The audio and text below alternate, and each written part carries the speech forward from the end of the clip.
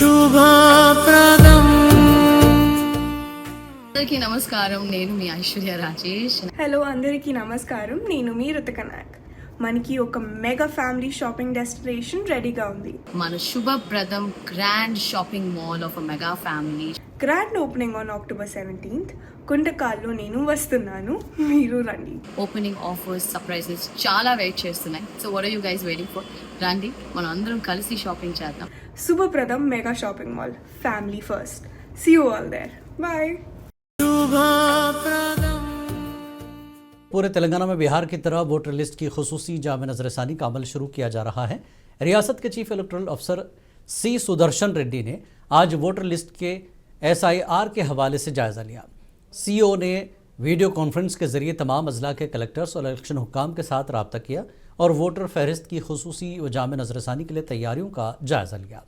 उन्होंने हिदायत की कि तमाम काम मुकर्रर वक्त में मुकम्मल किए जाएँ और हर पोलिंग स्टेशन की वोटर लिस्ट व दुरुस्तगी और मुकम्मल शफाफियत को यकीनी बनाया जाए। इस हवाले से अगला जायज़ा इजलास 1 नवंबर को मुनक्किद होगा और तब तक तमाम काम मुकम्मल करने की हिदायत दी गई है।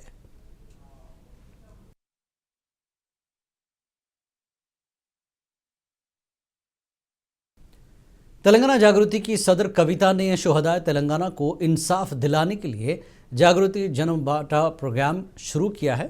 हैदराबाद में गन पार्क पर शोहदाए तेलंगाना को खराज पेश करने के बाद उन्होंने अपनी यात्रा का आगाज़ किया। जन्म बाटा प्रोग्राम के तहत कविता निज़ामाबाद पहुंची, जहां पर जागृति कारकुनों ने उनका वालेहाना इस्तकबाल किया। इस दौरान मीडिया से बात करते हुए कविता ने कहा कि पिछली हुकूमत ने शोहदाए तेलंगाना के साथ इंसाफ नहीं किया। अलहदा तेलंगाना के लिए 1200 लोगों ने शहादत दी, मगर सिर्फ 500 लोगों को ही इंसाफ मिला।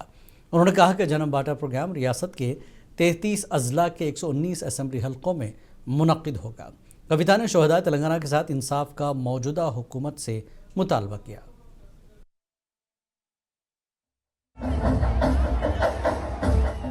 Today we are in our hometown Nizamabad. We have started the Telangana wide tour.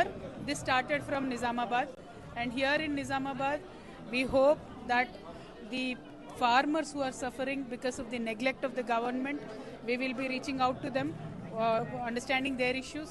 Then again we'll be meeting intellectuals of Telangana, trying to understand where Nizamabad's progress has stalled, how to take it forward, and we will continue to meet people from all the constituencies of Nizamabad. So my tour will touch all 33 districts and all 119 constituencies across Telangana. I am happy for the reception I got in my hometown. I hope it will continue across Telangana. MLC B Venkat ने कहा कि रियासत के कर्ज़ों में डूबने की असल वजह पिछली BRS हुकूमत है। अगर BRS कायदीन की जानिब से लूटी गई दौलत वापस ली जाए तो रियासत के तमाम कर्ज़े अदा हो सकते हैं। साबिक़ हुक्मरानों के करप्शन की तहक़ीक़ात का मुतालबा करते हुए MLC बी वेंकट ने नारायणगौड़ा पुलिस स्टेशन में शिकायत दर्ज कराई। वेंकट ने हरीश राव, संतोष राव, नवीन राव, पी श्रीनिवास राव पर क्रिमिनल केस दर्ज करने का मुतालबा किया। इस दौरान उन्होंने तेलंगाना जागृति की सदर कविता के हालिया बयानात का भी हवाला दिया। बी वेंकट ने कहा कि BRS लीडर बाकी कार्ड के नाम पर अवाम को गुमराह कर रहे हैं, हालांकि रियासत को दिवालिया करने वाले यही लोग हैं।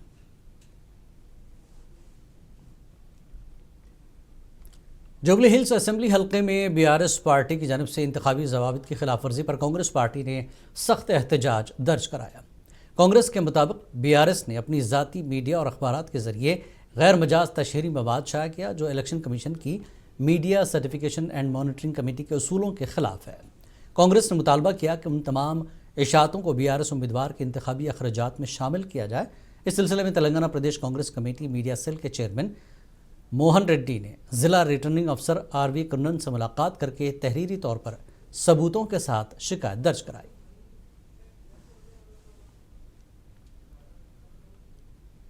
जुबली हिल्स के यूसुफगढ़ा और एरागड्डा रैतू बाजार में कांग्रेस उम्मीदवार नवीन यादव के हक में आज मुहिम जोरों पर थी। रियासती वजीर पूनम प्रभाकर और दीगर पार्टी रहनुमाओं ने डोर टू डोर मुहिम चलाई। तेलंगाना के वजीर ट्रांसपोर्ट पूनम प्रभाकर ने कहा कि नवीन यादव नौजवान हैं और आवाम के मसाइल हल करने में फ़ाल रहेंगे, इसलिए जुबली हिल्स हल्के के लोग कांग्रेस की जीत से तरक्की की तवक्को रखते हैं।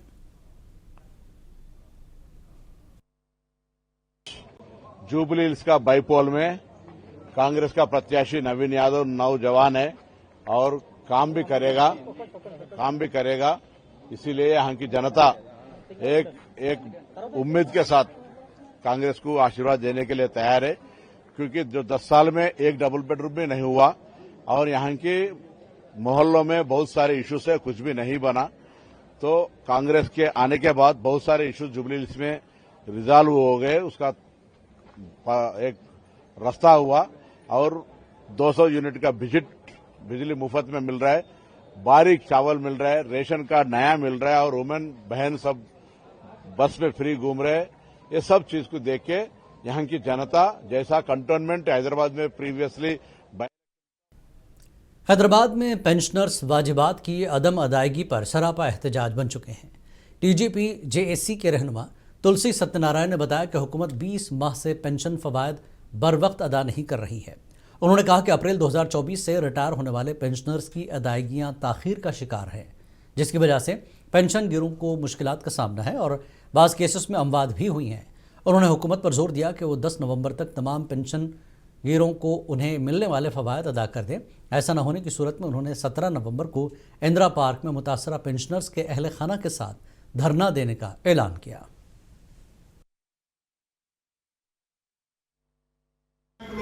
ఎవరికైతే ఈ మధ్య కాలంలో రిటైర్ అయ్యారో వాళ్ళకి చెల్లించాల్సినటువంటి అన్ని పెన్షన్ బెనిఫిట్స్ వెంటనే చెల్లించాలి। 10 నవంబర్లోగా చెల్లించకపోయినట్లయితే ఆ బాధిత కుటుంబ సభ్యులతో కలిసి ఇందిరా పార్కులో మహాధర్నా కార్యక్రమాన్ని మేము నిర్వహించబోతున్నాం। ఆ విధంగా ఆ ఫ్యామిలీస్ అందరూ కూడా ఇక్కడికి వస్తారు, వారి బాధలు వాళ్ళు మీకు అందరూ। नलगोंडा प्रेस क्लब में न्यूज़ कॉन्फ्रेंस में मौजूद मुलाजमीन के सदर भिक्षापति और एग्जीक्यूटिव मेंबर मुजाहिद अली खान ने रियासत की कांग्रेस हुकूमत पर शदीद तनकीद की। उन्होंने इल्ज़ाम लगाया कि हुकूमत फलाही स्कीमों के नाम पर आवाम और मुलाजमीन को बेवकूफ़ बना रही है और मुलाजमीन की जमाशुदा रकम फौरी देने में नाकाम रही। मुलाजमीन ने कहा कि वो सबूतदोश होने के बाद भी 2 साल से अपनी रकम वसूल नहीं कर पाए। उन्होंने खबरदार किया कि अगर मसाइल का फौरी हल न निकाला गया तो मुलाजमीन अपने ख़ानदानों के साथ सड़कों पर आकर एहतजाजी मुजाहरा करने पर मजबूर होंगे। उन्होंने शदीद तकलीफ़ का इजहार करते हुए कहा कि मुलाजमीन अपनी ज़िंदगी भर में आवाम की खिदमत करते हुए जो रकम GPF और दीगर फंड्स में जमा कर रखी है, हुकूमत वह रकम फौरी देने को तैयार नहीं है। 22 నెలల నుంచి ఒక్క రూపాయి రాలేదండి। నేను మే నెల 2024లో రిటైర్ అయినా। నేను మే నెల 2024లో రిటైర్ అయితే ఇంతవరకు ఒక్క బిల్లు రాలేదు। నా పరిస్థితి ఏంది? ఇక బిల్లుస్ వస్తాయని చెప్పేసి ఈఎంఐలు పెట్టుకొని పిల్లల పెళ్లిళ్ళు అవి ఇవి చేస్తే నాకు పెన్షన్ మిగులుతలేదు, అప్పుల బాధతోటి ఇంకా మేము లోపలికి అవుతున్నాం। దీన్ని గమనించి మీరు స్పష్టమైన ప్రకటన చేయండి అయ్యా అని అంటే ఇంతవరకు ఏం చేయరు। ఇంకోటి కోర్టుకు పోయినామండి, నేను పోయినా కోర్టుకు పోయినా కంటెంప్ట్ ఆఫ్ ది కోర్టు కూడా ఇచ్చిన, దానికి సమాధానం లేదు, ఏదీ లేదు, ఎక్కడ లేదు। ఇది ఏం రాజ్యం అంటే ఇది రేవంత్ రెడ్డి రాజ్యమే అనిపిస్తుంది। వాళ్ళు నా బాధ వినలేరా, నా కుటుంబ సభ్యులు వినలేరా? కాబట్టి వాళ్ళందరూ కూడా మేము ప్రభావితం చేస్తాం। రేపు రానున్నటువంటి స్థానిక ఎన్నికల్లో మరి మా సత్యంలో చూపెడతామని చెప్పి ప్రభుత్వానికి మేము హెచ్చరిస్తా ఉన్నాము। కాదు ఏది ఏమైనా ఖచ్చితంగా మా డబ్బులను, మాకు రావాల్సినటువంటి బకాయిలను మరి ఇమ్మీడియట్గా మరి గౌరవ ముఖ్యమంత్రి గారు, అదే ఆర్థిక మంత్రి బట్టి విక్రమార్క ఆలోచన చేశారు।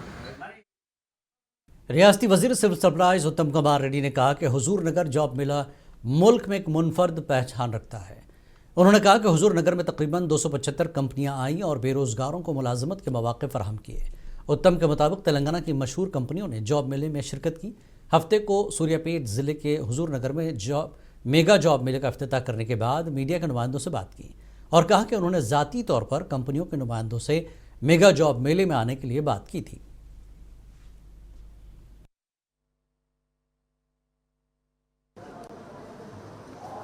ఇటువంటి జాబ్ మేళాలు ఏర్పాటు చేసి మరి ప్రైవేట్ రంగంలో కూడా పెద్ద ఎత్తున ఉద్యోగాలు కల్పించాలని చెప్పి మా లక్ష్యం, మా ఉద్దేశం, మా సంకల్పం। నేను ప్రత్యేకంగా ఉమ్మడి నల్గొండ జిల్లాలో నేను తెలియని వ్యక్తి లేకపోవచ్చు। నేను 6 సార్లు ఎమ్మెల్యేగా ఒకసారి ఎంపీగా వరుసగా 7 సార్లు గెలిచిన ఉమ్మడి ఆంధ్రప్రదేశ్లో మంత్రిగా ఉన్నా రాష్ట్రానికి కాంగ్రెస్ పార్టీ అధ్యక్షుడిగా ఉన్నా ఇప్పుడు ప్రత్యేక రాష్ట్రంలో। जंगांव जिले से खबर है, यहाँ तेलंगाना हुकूमत की रेवंत अन्ना का सहारा और इंद्रम्मा माइनॉरिटी वुमेन स्कीम के लिए मुसलमानों से महदूद दरख्वास्तें मौसूल हुई हैं।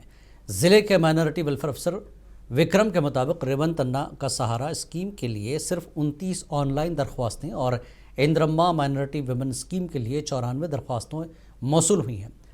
जंगांव BRS टाउन सदर सलीम ने कहा कि मौजूदा स्कीमें मुस्लिम कम्युनिटी की हकीकी ज़रूरियात को पूरा नहीं करती और बजट व यूनिट की तकसीम मुनासिब नहीं है। उन्होंने हुकूमत से मुतालबा किया कि यूनिट्स और बजट में इजाफा किया जाए और एक माइनॉरिटी वजीर काबीना में शामिल किया जाए।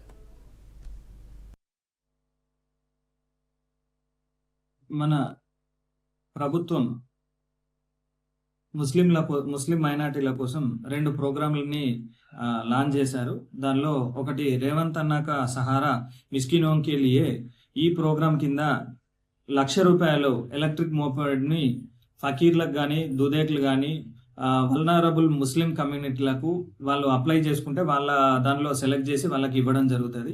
ఇంకొక ప్రోగ్రామ్ ఇందిరమ్మ మహిళా శక్తి యోజన, దీనిలో 50,000 యూనిట్ కాస్ట్। దీనిలో వితంతులు కానీ ఒంటరి మహిళలు కానీ డెస్టిట్యూట్ ఆర్ఫాన్స్ కానీ సింగిల్ ఉమెన్స్ కానీ మహిళల కోసం ఉద్దేశించింది, వాళ్ళ ఎంపవర్మెంట్ పెరగడానికి ఈ స్కీమ్ను తీసుకొని వచ్చారు। ఈ యూనిట్ కాస్ట్ 50,000। దీనిలో 50 రకాల స్కీమ్స్ అవైలబుల్గా ఉన్నాయి। ఇప్పటి వరకు మనకు అందిన అప్లికేషన్స్ రేవంత్ అన్నా కా సహారా మిస్కినోం కే లియే ఈ స్కీమ్ కింద 29 అప్లికేషన్స్ జనగాం జిల్లా వ్యాప్తంగా రావడం జరిగింది। ఇందిరమ్మ మహిళా శక్తి యోజనలో 50,000కి 94 అప్లికేషన్స్ వివిధ మండలాల నుంచి జనగాం జిల్లాలో రావడం జరిగింది।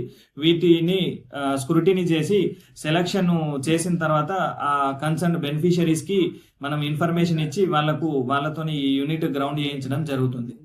कांग्रेस हुकूमत की जानिब से रेवंत अन्ना का सहारा मिस्किनों के लिए सहारा बोल के जो एक स्कीम आया था हाल ही में माइनॉरिटीज मुस्लिम माइनॉरिटीज के लिए, यहाँ के जंगांव जिले की हालत ऐसी है प्रेजेंट, सिर्फ और सिर्फ 29 एप्लीकेशंस आए। वो एप्लीकेशंस भी ऐसे है उसमें अपने को आते 11 यूनिट्स सिर्फ आए, एप्लीकेशन बहुत कम। इसमें माइनॉरिटी वेलफेयर डिपार्टमेंट का बहुत सारा बड़ा फेल्यूर दिख रहा है मेरे को। कहाँ पर भी कौन सी मस्जिद के पास भी कुछ फ्लेक्सी नहीं लगाए, कुछ भी नहीं, पब्लिक तक आवाम तक ये गवर्नमेंट का स्कीम है आवाम तक ले गए नहीं गए चुके अब तक। ये इनकी हार है, ये इनका फेल्यूर सिस्टम है कि इससे ये पता चलता है कि यहाँ का माइनॉरिटी वेलफेयर डिपार्टमेंट पूरा नाकामयाब हो चुका है। जंगांव जिले के हिसाब में जो है ना 2011 के सेंसेक्स के हिसाब से ये यूनिट्स दिए गए हैं, उसमें भी जो है ना 2011 के सेंसेक्स के हिसाब से 18,000 मुस्लिम माइनॉरिटी से 2014 में जब केसीआर साहब समग्र कुटुंब सर्वे करे उसमें 26,000 हो चुका था, तो वो हिसाब से भी नहीं दिए। यहाँ पर सरासर मुसलमानों के साथ धोखा हो रहा। आपको रखिए बाखबर, देखिए मुनसिफ टीवी, लाइक कीजिए, शेयर कीजिए और सब्सक्राइब कीजिए। स्क्रीन पर दिया गया बेल बटन जरूर दबाइए।